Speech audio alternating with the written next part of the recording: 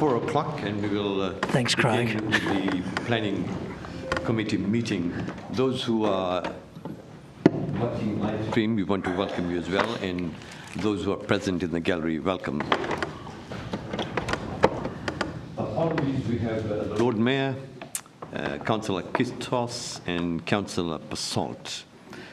Is there a leave of absence as well, Jason? Alderman Bloomfield. Thank you. Acknowledgement of country. I want to once again acknowledge the First Nations people and the past leaders who fought for their culture, for their rights. I want to also acknowledge the present leaders of the First Nations people and for what they are pursuing. Confirmation of minutes. Does someone like to move the minutes? Moved by the deputy. All in favor? Aye. Against? Carried unanimously. Number 3, consideration of supplementary items. There being none. Number 4, indications of pecuniary and conflict of interest. Are there any? No. Number 5, transfer of agenda item. No. Number 6, planning authority items considered of items for deputations. Someone would like to move the deputation lists. Moved by Councillor Harvey. All in favor? Those against? Carried unanimously. Thank you. We are now acting as the planning authority. 7.1.1, Sandy 5 to 7 Sandy Bay Road.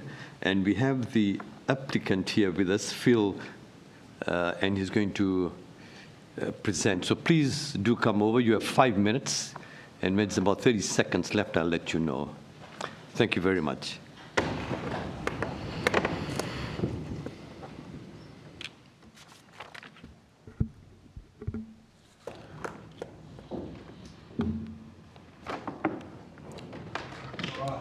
Thank you for the opportunity to speak tonight. I just wanted to start it with a quick overview of the previously approved development on this site. That development was for 45 residential apartments across 2 residential towers and included the complete demolition of the existing conservatorium building. It also included a multi-level basement car park and a ground floor cafe. That initial application was advertised and received 352 representations. It was advised with the height reduced by 2 stories and additional apartments removed from original 55, to 45. The revised application received 40 representations and was subsequently approved in 2020. That permit is valid until 2026. The proposed development is divided into 2 main components. The first component seeks to retain the existing conservatorium building and reconfigure the internal layout to support up to 75 short-stay apartments. Those will be spread across a contemporary extension to the conservatorium building, and the proposal also includes a rear on-site car parking area and, again, a ground floor cafe. The second component of this proposal to the rear along Heathfield Avenue and Wilmot Street includes 12 residential townhouses and basement car parking, and requires the demolition of an existing cottage known as 8A Heathfield Avenue. The application also includes subdivision to create separate lots for the short stay and residential components, and divide 2 existing heritage cottages on Wilmot Street that form part of the application as well. This allows for improved curtilage around those heritage properties, and improvement for private open space as well. Both of those will continue to be used for long-term residential purposes. The application tonight has been recommended for refusal on a single ground relating to heritage, in that the demolition of the 8A Heathfield Avenue cottage would result in the loss of a building that contributes to the heritage significance of the precinct, and that the application has not sufficiently demonstrated the environmental, social or economic reasons of greater value to the community than the historic heritage values of the cottage to the precinct. In response to that, the cottage is the only building in the street that is not an individually listed heritage place and was the last to be constructed. The cottage has been used for office administration purposes associated with the previous university and conservatorium use on the site. The submitted heritage report with the application notes that whilst the cottage is not at odds with the tenor of surrounding buildings, its contribution to the precinct is relatively low and is limited to its gable roof, general post-war architecture and 1950s brick construction primarily. The Council Heritage Assessment states that the cottage provides a significant contribution to the precinct. However, as shown on page 80 of the submitted heritage report, the City of Hobart Local Heritage Precincts document provides a list of elements that contribute to the precinct. Although the document is non-statutory, of the 13 specific elements listed, the cottage, as outlined in the submitted heritage report, only appears to possess 2 of these elements. The Council Heritage Assessment also states the cottage could be retained without serious impacts on the development. However, the retention would limit the ability to accommodate the proposed basement car park and would reduce the site area available for the new units, significantly altering the orientation, design and provision of private open space. The submitted heritage report with the application notes that the proposed townhouses, which have a frontage to Heathfield Avenue and Wilmot Street, will provide a similar contribution to the precinct. Mr. Cottrell, you have 30 seconds left. Yep, Thank I'll you. just finish off. The broader development does provide significant social and community benefits that we believe outweigh the removal of the cottage, including 12 new residential townhouses, contributing to housing stock and diversity and providing infill development and densification.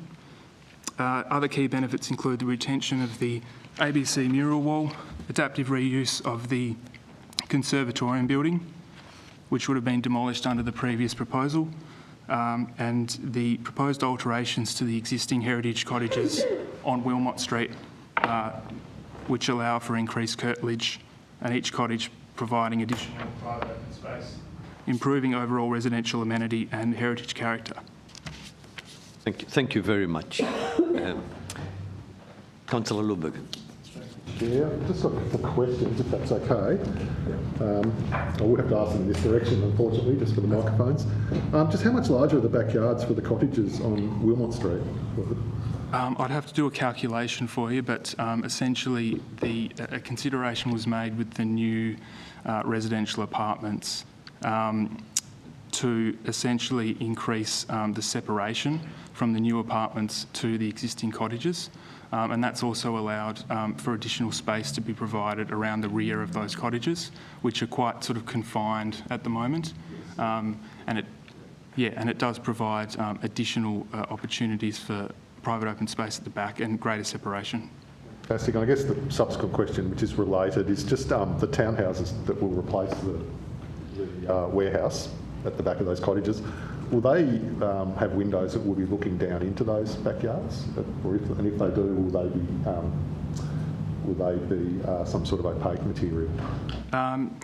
The idea, as I said before, with the separation is to provide reasonable distance so that those issues are less apparent. And the windows, particularly overlooking those areas, have been designed to be further set back from the actual boundary between the townhouses and the private open space cottages. So there's quite a lot of separation and other methods that can be looked at if further screening of balconies and so forth is necessary. Thank you. Thank you, Chair. Thank you. Any other questions? We have our officer, Sarah White, here as well, if you need any clarification from her. Thank you. Councillor Harvey. Thanks, Chair. Question about the Heathfield Avenue area. Will all of the townhouses have access at the end of the street through to their properties, or just the one in the picture? It'll primarily be the one off Heathfield Avenue having access from Heathfield Avenue. They'll also have access from the car park as well, the basement car park. And then the other units will be primarily accessed from Wilmot Street, where we have that the entrance courtyard provided. Okay. And look, I've got to ask the question with regard to 8A Heathfield. So how disruptive would it be if you did keep that house? Is it possible to keep it? Look, the architects looked at that very early on. This revised proposal has sort of been in the works for quite some time and was looked at originally before the previous proposal was put forward and approved. So there has been a lot of sort of thought that's gone into this precinct and particularly this site. And so whilst there might be an opportunity to, it's been explored, the retention of that cottage would obviously reduce the amount of area available for the additional dwellings and potentially require height to be increased and will reduce private open space areas and would constrain the site significantly more and probably wouldn't be able to achieve the same yield, which is providing a lot more residential accommodation options than what is previously or currently available. And was that cottage to exist in the previous application, the current DA that they have? The current approval they have pertains entirely to the front portion of the site, which is referred to in the current application documentation as Block A. That effectively sort of stops at the rear of where the existing brick warehouses are, further up Wilmot Street. Yep. Okay, thank you. Any other questions? No. Deputy. Yeah, thank you very much. Thank you very much for the information that you provided. I just wanted to ask you about the contribution that you said that this particular development would make in contrast or comparison to keeping the cottage there. Could you just expand on, I know you just discussed it before, but the social benefits as well as amenity benefits for removing it is, far more if you do remove it. Yeah, certainly. Essentially, by removing the existing cottage, it obviously allows for a greater sort of yield of new residential apartments, and it does assist with improving densification in a key sort of urban area that's in really good proximity to existing services, the CBD, Sullivan's Cove, Sandy Bay. And so that, in my mind, is a significant benefit and goes toward broader policies to try and reduce urban sprawl and so forth. The design outcome has been sort of carefully considered so that each of the apartments do have reasonable areas of private open space and so forth. Retaining the cottage would, as I said before, would reduce the amount of area that we have to use to be able to provide those additional apartments, and would potentially require additional height and so forth as well. And then the broader application, which obviously includes other elements like the short stay, the ground floor cafe, and the overall retention of the conservatorium building is also quite a big benefit over potentially the previous application in that regard. Any other questions? No. Mr. Gatto, thank you so much for your presentation. Appreciate it. Thank you. We have our officer, Sarah White, here as well. If you have any questions that you want to ask or clarifications.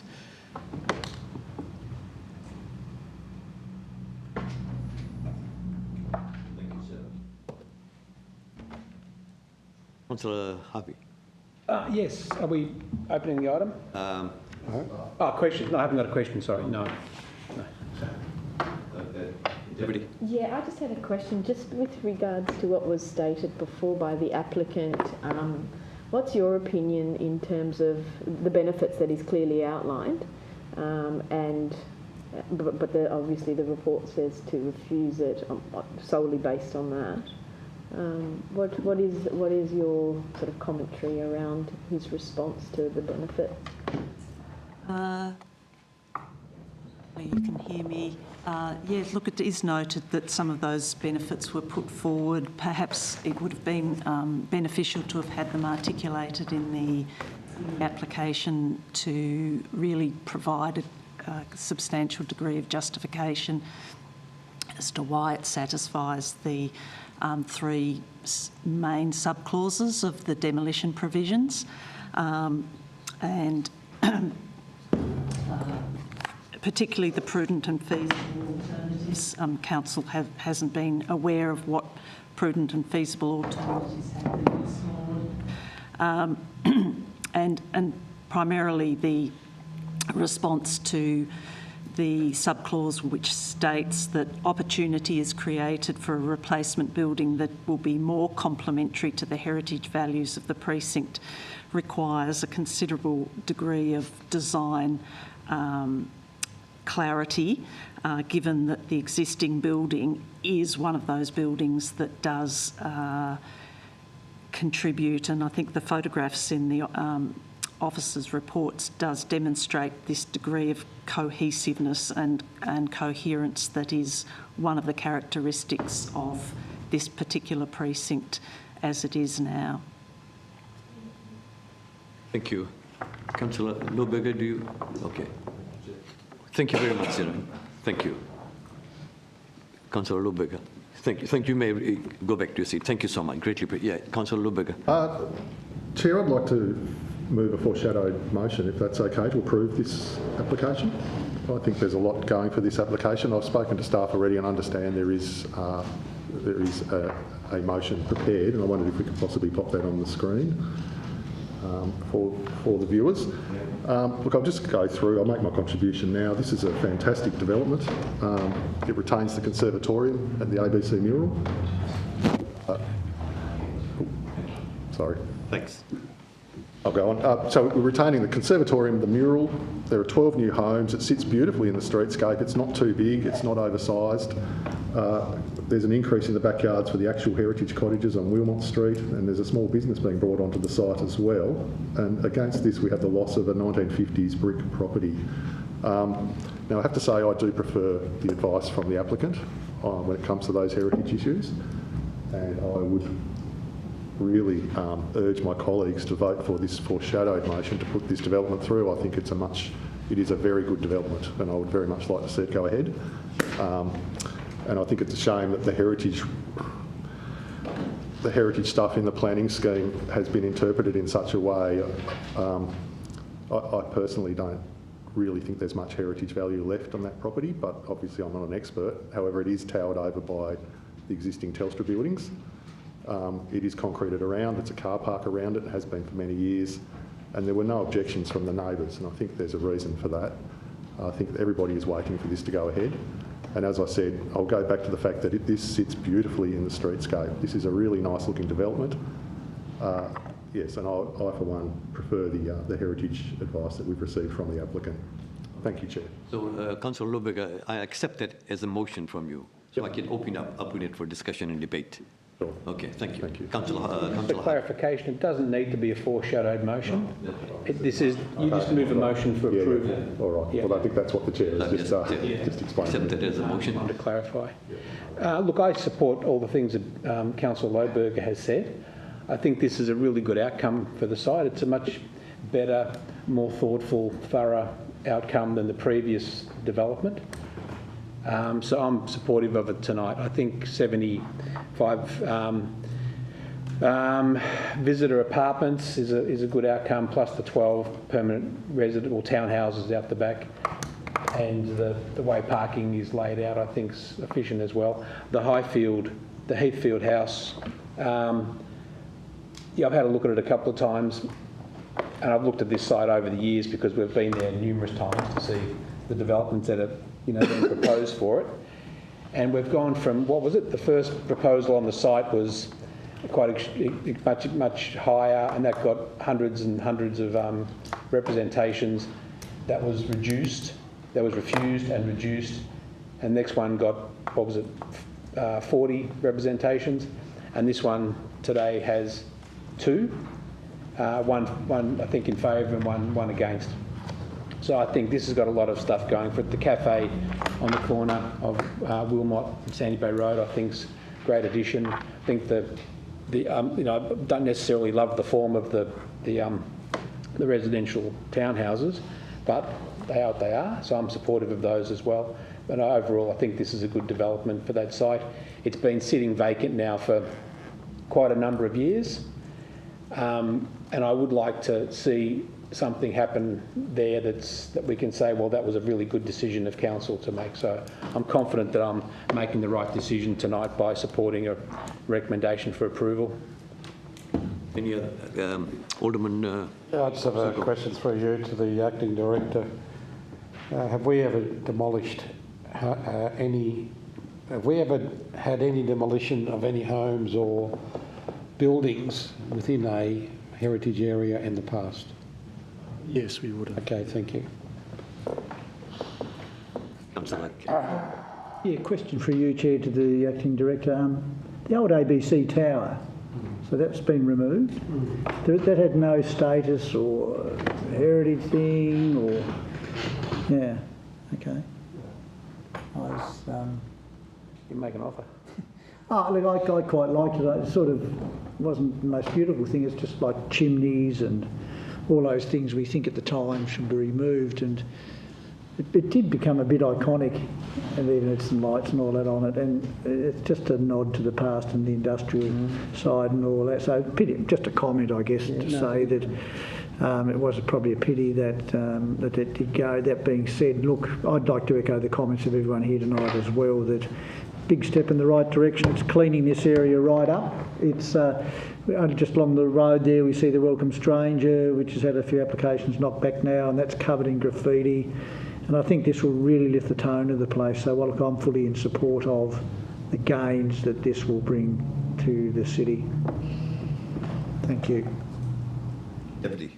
Yeah, thank you very much. I agree with what everyone's said. I think it's really great. I want to commend the applicant as well for a really thoughtful application and also addressing some of the things that he's pointed out in terms of infill and also some of the benefits that it will provide to the area as well. I want to thank Councillor Lohberger as well for moving the motion to approve and for all the reasons that everyone has already discussed. Thank you.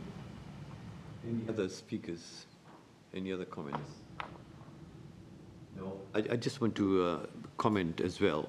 You know, I was supportive of the recommendation by staff for refusal. But having heard the applicants and also the question that was asked with regards to demolition, that was my particular reservation, that here we are demolishing a building. But the answer was given, yes, we have done that in the past. Now, if that has been done in the past, then I feel more comfortable to support the recommendation. Thank you. I'll put that to the vote then. All those in favour of the motion put by Councillor Passault? Lohberger. Councillor Lohberger, apologies. Lohberger, my apologies. All in favour? Aye. Those against? Carried unanimously. Thank you very much. Thank you. Thank you very much. All right, we'll move on to 7.1.2. And we have Representative James Clark here with us and the applicant Edward Swan. So we'll have James first, please, as Representative. You have 5 minutes, and when it's about 30 seconds left. This time I think I'll just use the bell instead of interjecting. I'll ring the bell, and then you can note that you have 30 seconds to go. Thank you so much. Thank you.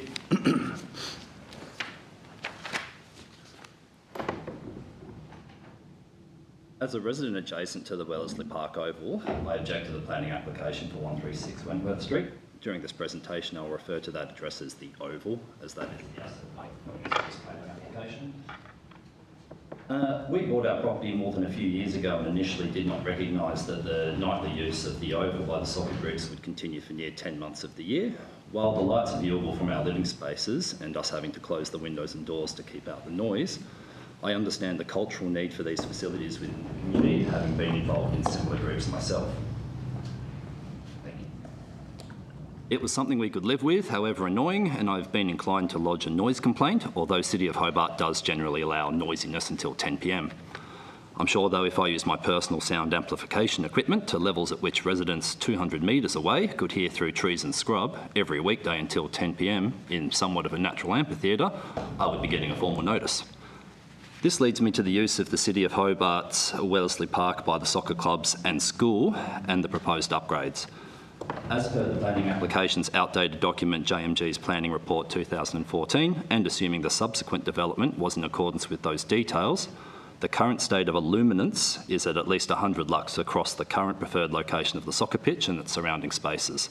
This is sufficient for semi-professional level match practice as per Australian Standard 2560.2 and in line with South Hobart's Football Club's stated use of the Oval as the training ground for the Premier League squads. I'd like to ask, why do the football club and commercial entities need the ground to be increased to 200 lux illumination if the current setup is sufficient? AS 2560.2, table 2.6.1, shows that a 200 lux illumination is a requirement for semi-professional competition match play. But aren't all Premier League matches played at another City of Hobart's public facility, the South Hobart Oval on Darcy Street, which recently received $1.5 million from government grants for upgrades including lighting? Wellesley Park Oval does not need to host matches and does not need 200 lux field illuminance. There are no apparent needs for this upgrade, and anyway, competition games and their passionate supporters are not as easy on the ears as kids having fun at football school. I don't necessarily care about the application's compliance with Australian Standards 2560. That details the requirements for sports lighting and with a 200 lux reference, requirements to permit semi-professional competition match play. Although the new poles have a height above the roof of my house and adjacent neighbours, above the immediate surrounding tree line, and will now be visible by an increased amount of surrounding residents, they will comply to Australian Standards 2560, the requirements for sports lighting. Australian Standard 4282, control of the obtrusive effects of outdoor lighting, and the Environmental Management and Pollution Control Act 1994, or EMPCA, are where I draw my concerns. Compliance to illuminance, light spillage, as per AS 4282, a measurement of acceptable effects of residents, is not sufficient.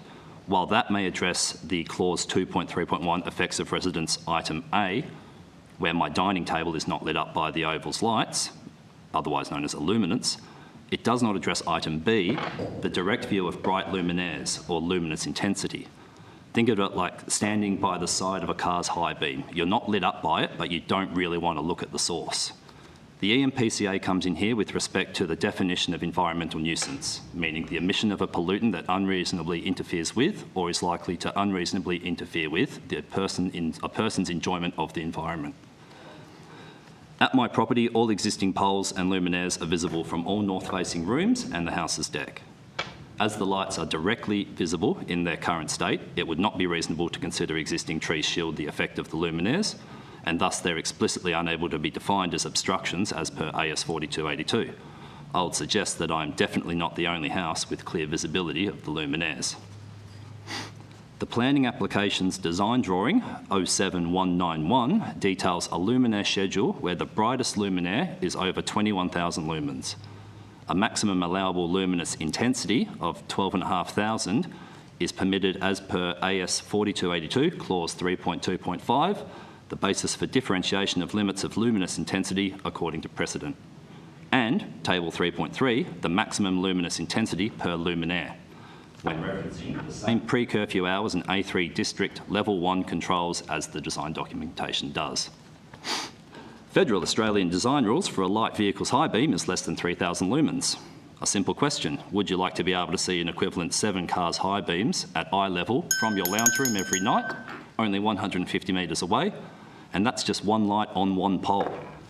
The irrelevant JMG's Planning Report 2014, which should not really be included in the planning application, and designs are potentially insufficient for the Australian Standards and EMPCA compliance, and I would like to encourage the Planning Committee to request the applicant consult the community before a re-evaluation and a potential redesign is made. Mr. Clark, thank you for your presentation. Any questions? Councillor Lohberger. Thank you for coming in. In your opinion, if the lights were hooded to remove the direct view from your property to the actual lights, would that help? Yeah, and I guess that's where optics is, and the physics of it is quite misunderstood, particularly illuminance and light intensity. If the ground is illuminated at 200 lux, and assuming it is, but me and surrounding residents cannot see, then it's not going to have a nuisance impact. That would require, though, shielding across the front, so it depends on the ratio or the angle at which they are hitting. That maybe doesn't address issues with the 28-metre light pole, but with respect to the illumination or the light intensity, yeah, definitely that would be of benefit. We'll ask the applicant about that. I think that's it for me at this stage, Chair. Thank you. Any other questions? No. Mr. Clark, thank you so much. Appreciate it. We have the applicant now, Edward Swan. Mr. Swan, thank you. Similarly, you have 5 minutes, and I'll ring the bell. Thank you. Thank you for the opportunity to address the Planning Authority Committee regarding the proposed planning application for lighting at Wellesley Park. As noted, I'm Edward Swan and I'm here representing South Hobart Football Club in my capacity as a volunteer as co-president for the club for 2025. As a community club, South Hobart Football Club is an incorporated association and not-for-profit. We've had the privilege of training and playing at Wellesley Park, South Hobart, the proposed development site, since the site was converted from a tip to a community sporting venue after the 1967 bushfires. As a club, 2025 represents our 115th year and more than 50 years of training and playing at this community sporting facility. Proposed development site for improved lighting. We're a gender and youth-focused club with approximately 500 members, with more than a third female, and this number rapidly trending towards equal numbers of female and male players. As one of the oldest soccer clubs in Australia, we thank the City of Hobart for your enduring support for soccer, Tasmania and Australia's most played team sport, and for enabling South Hobart Football Club, principally through ground hire of the City of Hobart's facilities, to be an important and enduring suburban community sports organisation based in South Hobart.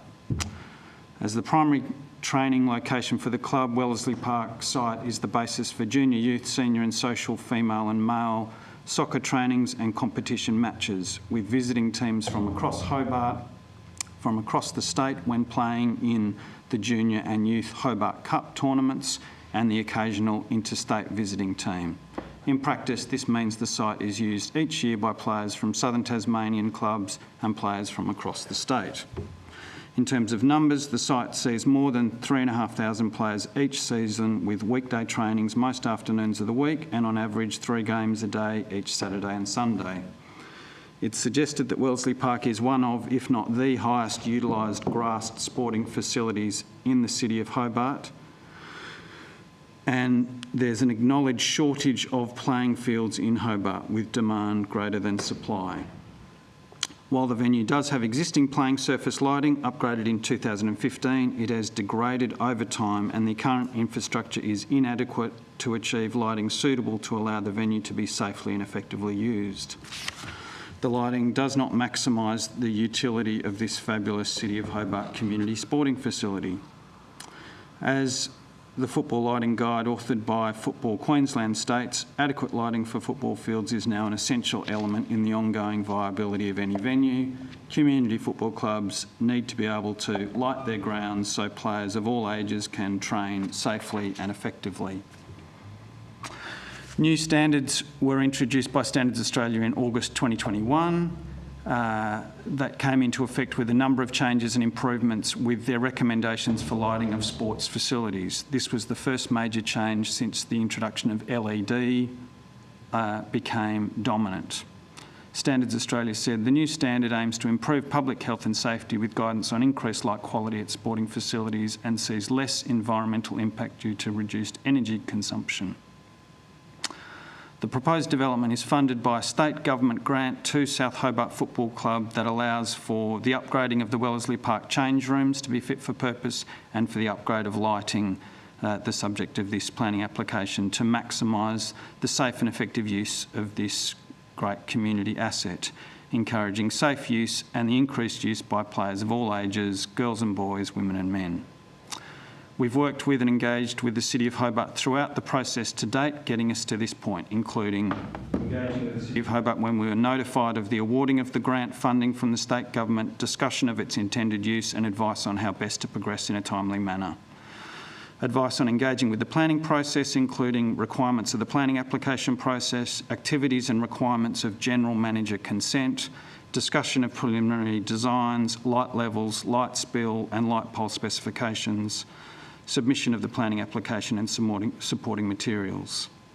At the request of Council, we've done an environmental site assessment due to, as noted earlier, its past land use as landfill, and discussion of practical preparatory activities, e.g. site access for geotechnical planning for any future construction.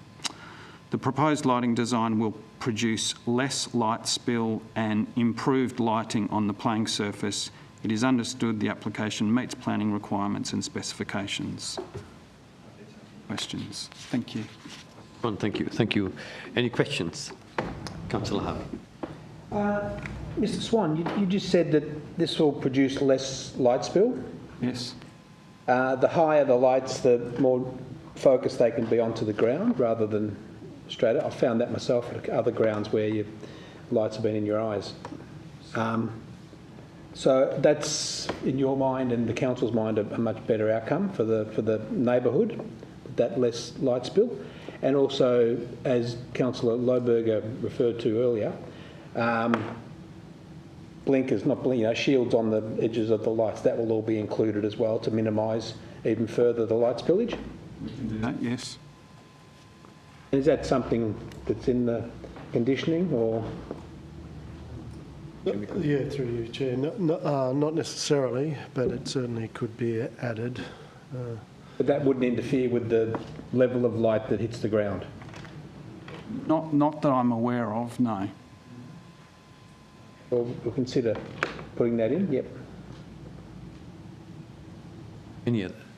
No, thanks, Chair. That was Okay. what I wanted. Councillor Lohberger, do you have another question? Yes, thank you, Chair. That was obviously one of my questions. I did have a supplementary to that, which just was, would you be willing to work with the local residents on the sort of, on how these lights are going to be hooded? I mean, I think they're experts in where the light's spilling.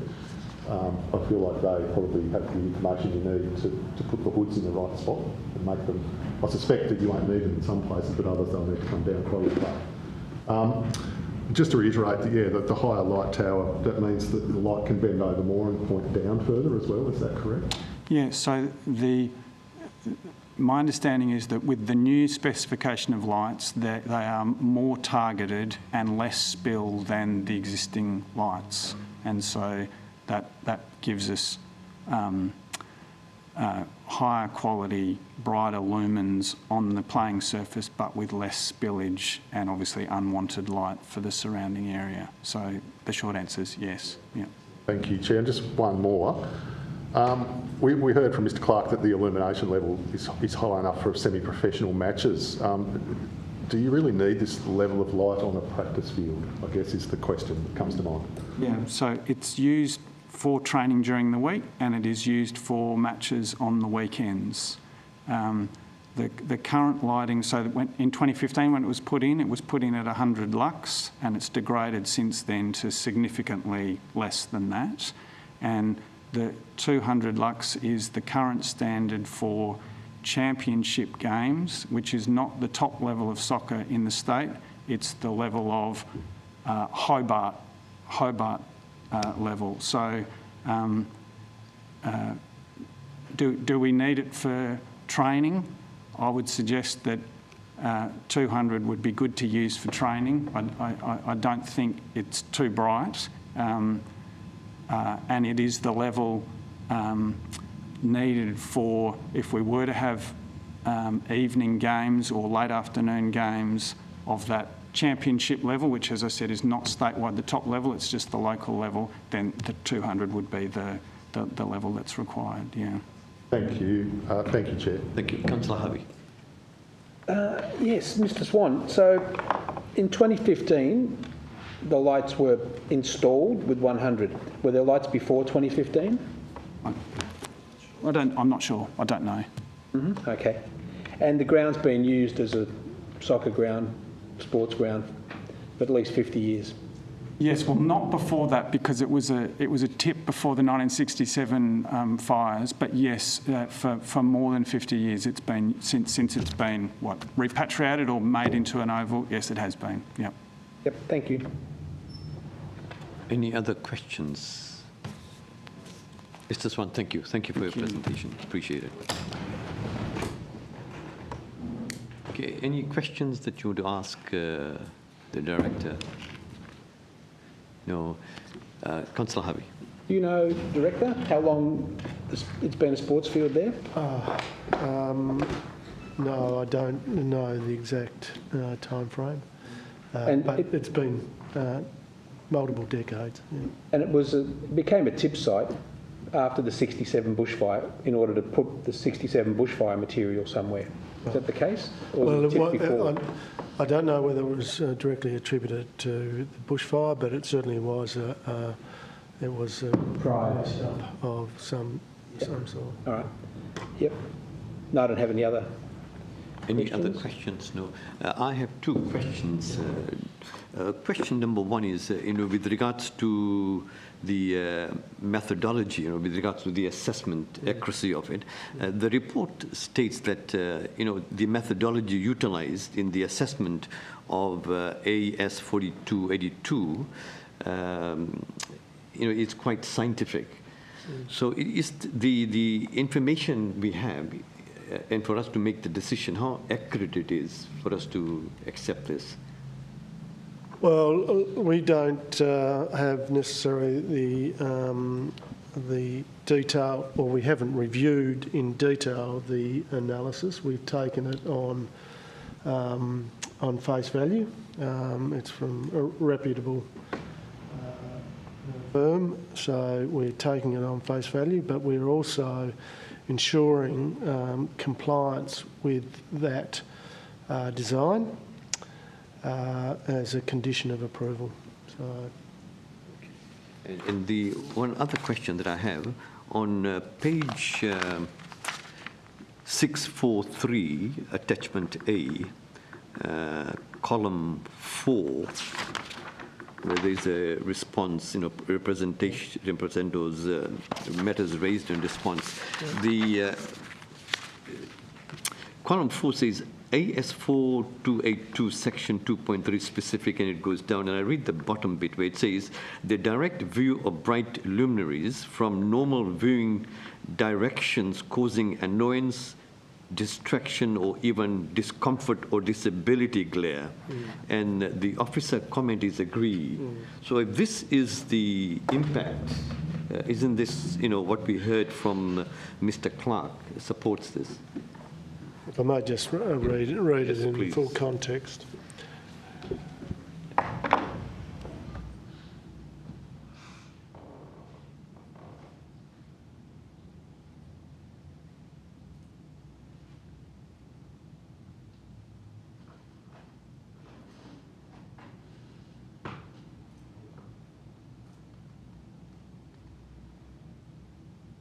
I think that's stating that there is an effect attributed to that direct view from bright luminaires.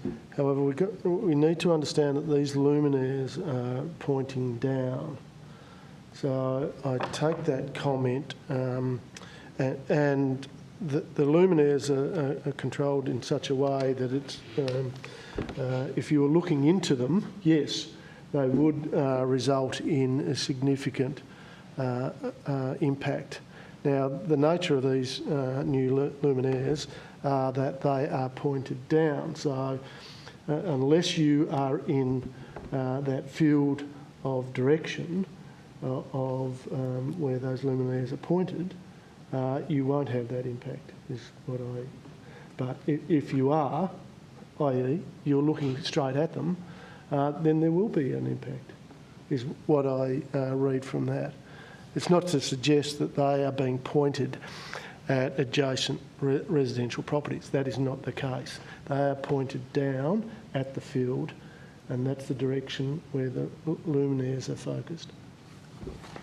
Thank you. Thank you. Now, is there any other questions? No, someone would like to, Sorry, I just Deputy. have the question. So, Yes.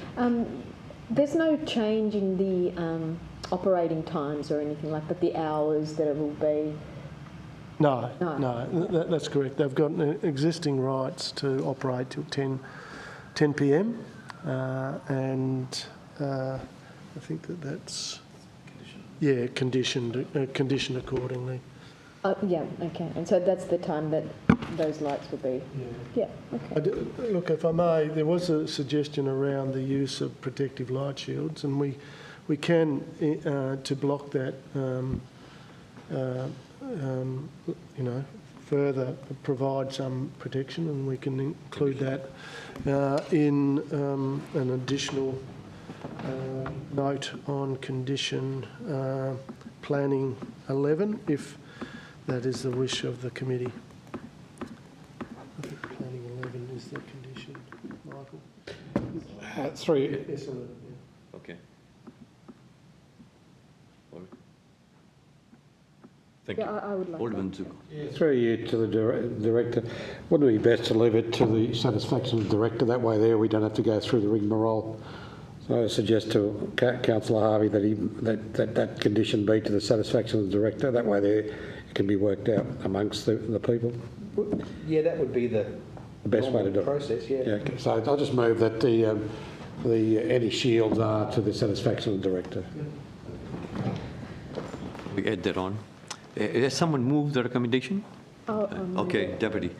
All right, any discussion, any debate? No, well, I'll put that then. Those in favour? With that condition added in, remember? Yeah. Okay. Those against? Just one. Councillor Dutton. For, can I have your answer, please?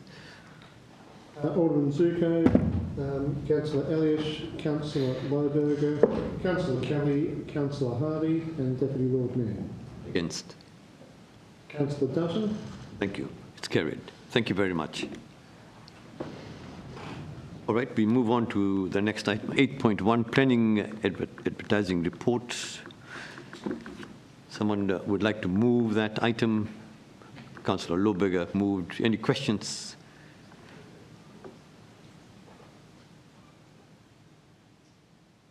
No questions. I'll put that receipt be noted. All in favour? Those against? Carried unanimously. 8.2, delegated decisions reports. Someone move? Moved by the deputy. Any questions? Any comments? I'll put that item. All in favour? Those against? Carried unanimously. Questions without notice. Any questions? No questions. Number 10, someone would like to move the closed portion of the meeting. Moved. Councillor Harvey, all in favour? Aye. Those against?